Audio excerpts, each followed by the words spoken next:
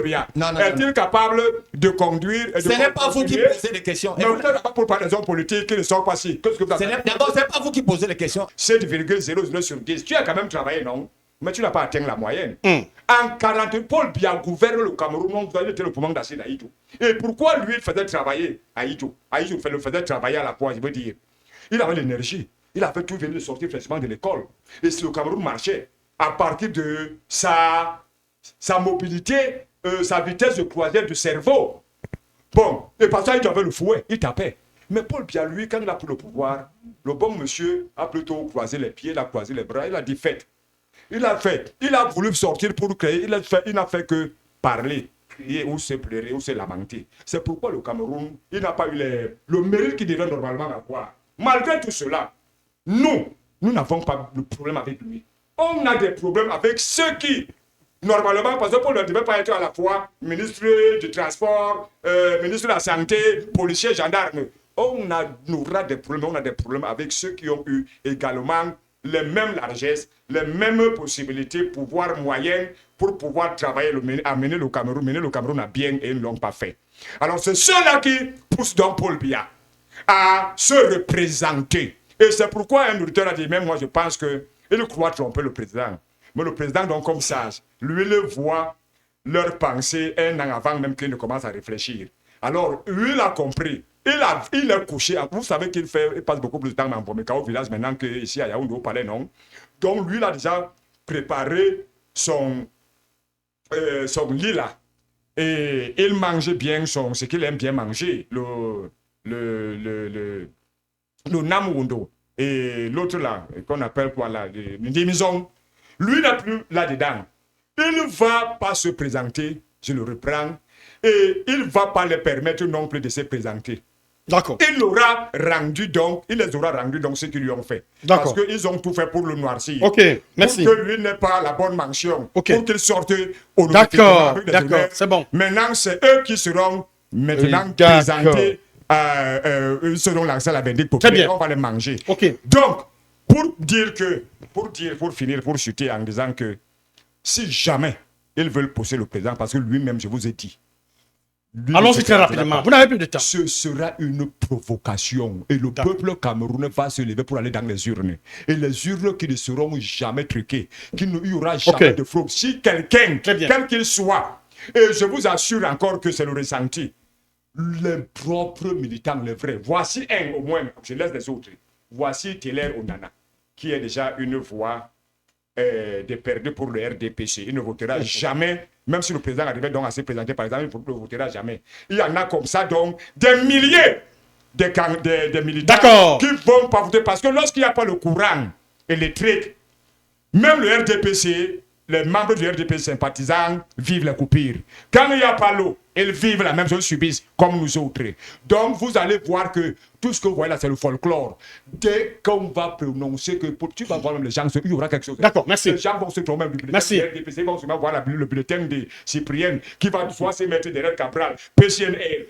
C'est ce qui va... Très bien, très bien. Je vous dis, même si Paul doit se présenter, ne peut pas gagner l'élection même face à un cafard. D'accord. Le RDPC ne peut pas gagner l'élection même face à un cafard. D'accord, ça va. C'est déjà même perdu d'avance. Bon, est-ce que quelqu'un d'autre peut parler? Je dis que les cafards m'en ont parlé. Les souris que j'ai à la maison, ils me disent que là où tu vois, là on est prêt à aller voter contre le RDPC. Est-ce que quelqu'un d'autre peut parler maintenant? Maintenant, quelqu'un d'autre peut parler. Très bien. Docteur, ne parlez pas, moi j'ai parlé. D'accord. Docteur Jules Raymond Foula, comment comprendre le silence du président Paul Biya face aux appels et contre-appels qui s'accumulent? Est-ce un mépris du débat national ou alors une stratégie délibérée d'attente? D'abord, le silence est une forme de communication. Le président de la République n'est pas un comédien, un mauvais comédien comme il en existe. Mais est-ce que ce silence ne risque pas d'alimenter la confusion et le désordre? Non, du tout. Du tout. Je crois que les règles du jeu sont connues. Le mois prochain, pourquoi au plus tard le 15, le corps électoral va être convoqué. Et puis, bien entendu, les partis politiques et les candidats sérieux, s'il y en a même. Parlez au micro. Oui, les candidats, le 15 du mois prochain, le corps électoral va être convoqué. Les candidats sérieux, s'il y en a, vont bien entendu faire campagne. Et le peuple camerounais va librement choisir quel est son nouveau président. Vous voyez pourquoi je suis particulièrement content? C'est parce que nos concurrents viennent de démontrer à la face du monde que la candidature du président Biya est indiscutable et indispensable. Parce que vous avez des gens, pendant que nous on attendait, je ne veux pas parler des programmes politiques, c'est trop leur demander pour certains d'entre eux, nous on attendait un programme constructif, un programme qui peut faire avancer notre pays. Mais vous les entendez pour la plupart. Ils profèrent des menaces. Certains vont même juste à faire des appels à l'insurrection. C'est-à-dire, vous imaginez quelqu'un a construit sa maison, et puis un individu qui n'a participé en rien, pour la plupart des cas, à la construction, il vient demander à ce qu'on détruise cette maison. C'est malheureusement ce qu'on entend. C'est-à-dire que, est-ce que ceux qui aspirent à remplacer, ce ne sera jamais le cas. Ça, moi, je peux leur dire qu'ils courent dans le sac, comme on dit de manière triviale. Ceux qui aspirent à remplacer le président, est-ce qu'ils ont l'étoffe? Est-ce qu'ils ont la hauteur? En tout cas, non. Tout de suite. Plus grave, il y a aussi l'intraçabilité. Moi, je crois que pour certains d'entre eux, c'est même du mépris, hein, Gilbert. C'est du mépris pour l'institution, c'est même du mépris pour l'institutionnel. Voilà, je m'adresse aux auditeurs. Je vais dire aux auditeurs que l'élection présidentielle, c'est comme un étagement. C'est un parcours. C'est un vécu. C'est une traçabilité. C'est-à-dire, on te voit venir. Suivez-moi. On ne teste pas les gens dans le bureau du président. On ne teste pas les gens au palais des Toudis. C'est-à-dire, vous devrez avoir rassuré les populations de par vos actions que vous avez menées avant de candidater. Tu as d'abord fait quoi? Qui a vu? Où? Quand? Comment? Tu as dirigé qui? Quoi? Quand? C'est comme ça. Quand vous voyez ailleurs, les autres leaders, vous voyez leur parcours. Regardez l'actuel chef d'État français.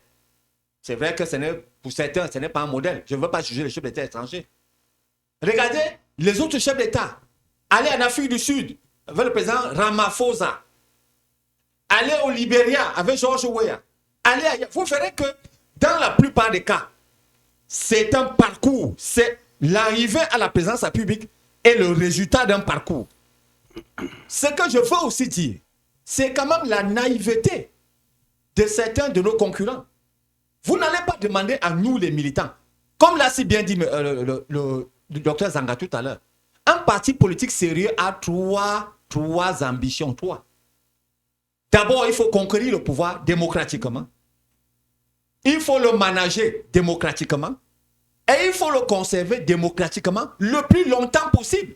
Comment vous pouvez nous demander, à nous, les militants, de faire le tour d'Afrique, c'est-à-dire empêcher à ce qu'un camarade, un candidat de notre parti politique demeure le président de la République? C'est quand même une naïveté extraordinaire. Ce que je veux aussi dire, c'est quand même, j'ai l'impression que les concurrents politiques ne maîtrisent pas les réalités de notre pays. Je ne veux pas aller en vouloir, je ne veux même pas le faire le procès de la désunion. Ce qui n'est pas une qualité. Parce que quand vous êtes des hommes politiques responsables, des hommes politiques sérieux, quand vous avez un même objectif, quand vous avez une même ambition, vous vous mettez ensemble, vous coalisez. Vous ne pouvez pas affronter un mastodonte qui est divisé, qui vient de faire. Avec l'air au nana en justice, c'est encore un mastodonte. Je vous ai religieusement en passant, vous les donneurs de leçons. Non, mais quand écoutez, vous avez affaire... Écoutez, c'est pas aussi... Ok, allez-y, moi je ne parle pas pas aussi l'Église. Donc, tout à l'heure, nous avons quand même démontré que, vous qui êtes un parti, vous ne vous entendez pas, mais vous demandez aux partis politiques différents de s'entendre. Vous allez réagir après moi. C'est quand même curieux. D'accord. Le docteur Jules Raymond Foula a la parole. Vous avez religieusement et n'a pas interféré. Tout à fait. Vous avez la parole. C'est votre choix. Que pour des hommes sérieux, quand vous affrontez un mastodonte tel le RDPC, quand vous avez un ennemi commun, pas un ennemi, un adversaire commun, qu'est-ce que vous faites? Vous unissez vos forces. Mais regardez comment ils se comportent. Comme Tintin au Congo. Bon, ce ne sont pas des injures. Mais pour la plupart, on est maintenant à 25 intentions de candidature. 25 intentions de candidature pour une élection à un seul tour où le président est élu à la majorité simple. Pour l'instant, on est à 25. Vous pouvez vraiment qu'on peut les prendre au sérieux. Maintenant, je parlais maintenant de la non prise en considération des réalités. Vous savez, c'est bien beau de faire le spectacle dans les villes.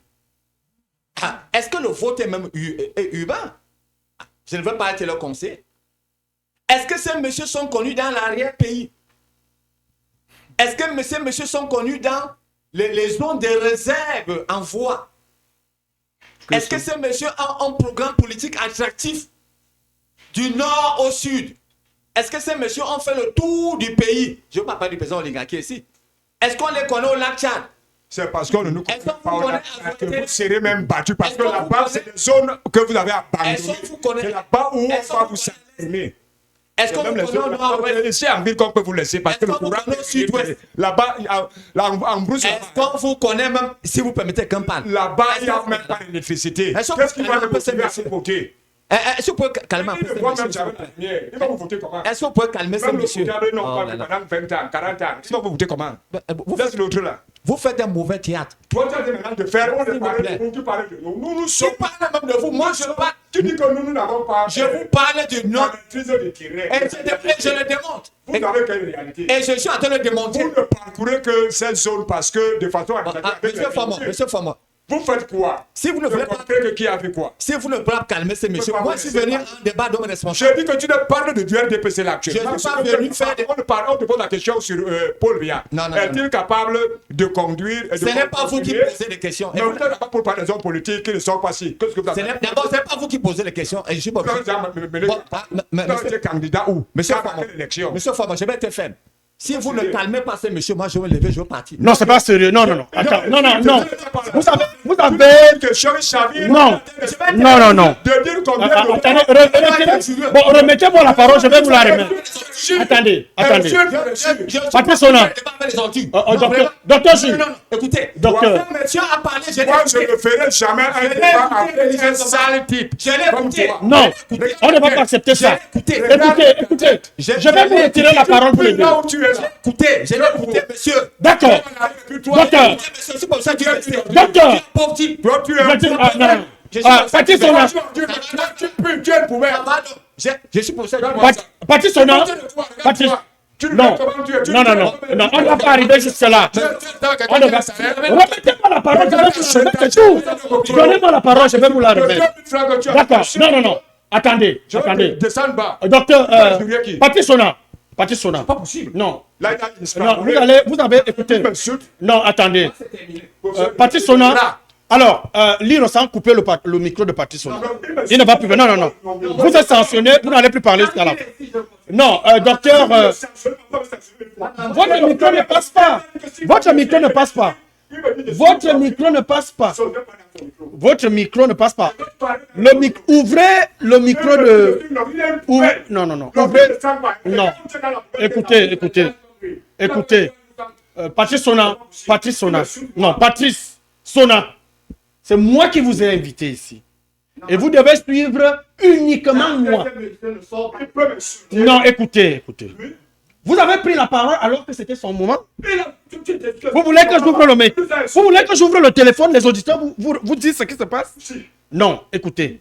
Vous avez du respect. Vous devez avoir du respect pour... Non. Vous parlez sans micro. Dans un média, ça se fait. Votre micro est éteint. Non. Écoutez. Vous êtes en train de gâter mon plateau. Et je ne suis pas d'accord. Non. Vous êtes en train de gâter mon plateau. Je refuse ça. Ici, c'est moi qui donne la parole. Je suis en train de dire que ici, c'est moi qui donne la parole. Et soyez courtois sur ce plateau. Sinon, vous n'allez plus parler ici. Taisez-vous. C'est tout. Non, moi, je vous demande de vous taire. C'est moi qui pilote le plateau. Quand vous êtes d'ailleurs en train de gâter. Voilà les auditeurs qui ont commencé à appeler. On va prendre cet auditeur. Allô? Il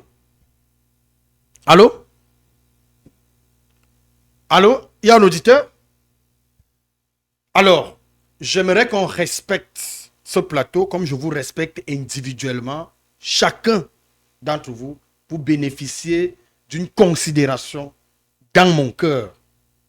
Respectez-moi en retour. Respectez ce plateau qui est écouté jusqu'au très haut niveau de l'État. Vraiment, ce n'est pas la blague. Il y a des moments, je vous laisse avoir des échanges. C'est intéressant, ça anime. Mais quand je vous retire la parole, respectez ça. C'est moi qui vous donne la parole. C'est moi qui la retire. Docteur Jules Raymond, vous la reprenez le micro et vous avez la parole. Le respect des auditeurs. Permettez un peu que l'auditeur parle. Allô? Oui, bonsoir, sénateur. Oui. Oui, vraiment. Je vais un peu m'adresser à mon frère Patrick Sona. Ne nous gâtez pas l'émission. On peut ne pas être d'accord, mais n'arrivons pas à ce niveau. Ça, c'est une très grande émission. Et puis, souvenez-vous que le CNC est en train de suivre tout ce qui se passe là. Très bien. Donc, Merci. Merci beaucoup. Alors, docteur Jules Raymond Foula, je vous présente d'ailleurs mes excuses parce que vous avez été coupé et je vous supplie humblement de bien vouloir poursuivre votre le fait pour le respect que j'ai pour votre maison, pour votre hiérarchie, pour vous-même. D'accord. Et pour vos auditeurs. C'est pour cela que je continue cette émission. Donc, j'étais en train de dire à mes compatriotes qu'on ne fait pas des sauts dans l'inconnu. C'est pour ça que nous autres, nous appelons à la candidature du président, son Excellence, M. Paul Biya. Parce qu'on n'est pas rassuré par l'après.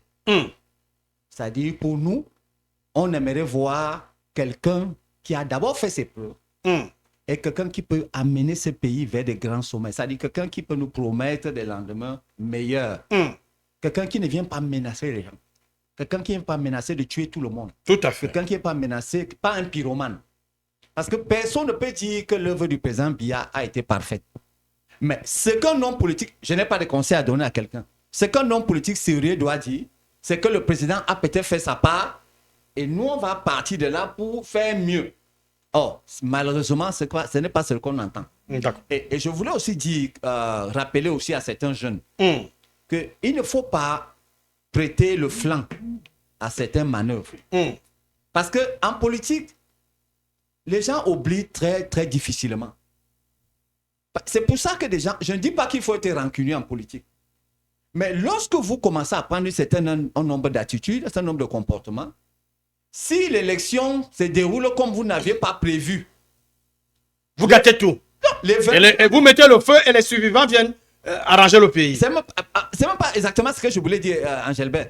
Je voulais dire que si l'élection ne se déroule pas comme vous avez prévu, c'est-à-dire si vous perdez l'élection, voilà, de manière triviale. D'accord. Si vous perdez l'élection, les vainqueurs n'oublieront pas quelle a été votre attitude hier. Donc pour les jeunes, moi je dirais que vous avez le droit d'avoir un point de vue.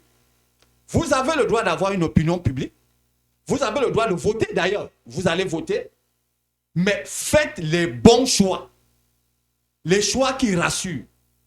Les choix qui assurent même vous-même votre propre avenir. Des choix qui vous permettront d'aller de l'avant. D'accord. Et moi, je t'ai donc parlé.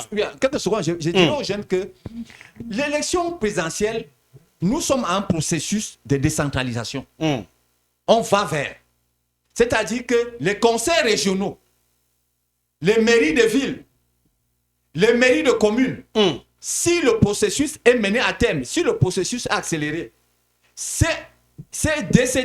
CTD, les collectivités territoriales décentralisées, elles auront beaucoup de pouvoir. Ça signifie que ces personnes... Donc, il faut que les jeunes eux-mêmes entrent dans la danse et que les jeunes briguent des postes au niveau communal, au niveau local et que les jeunes influent justement ces élus. L'élection présidentielle, c'est bien, mais il y a des élections locales, il y a des élections intermédiaires qui sont très importantes. Après l'élection présidentielle, on aura les régionales. Après les régionales, on aura les législatives. Et ensuite, on aura les municipales. Donc, c'est aussi des rendez-vous importants. L'élection présidentielle n'est pas la fin du monde. L'élection présidentielle va passer. Le Cameroun va rester. Faites les bons choix. Ne vous trompez pas. Qu'on ne vous induise pas. D'accord, merci. Docteur... Le diable, entre guillemets, que tu connais, est parfois mieux que l'ange, entre guillemets, que tu ne maîtrises pas. Très bien.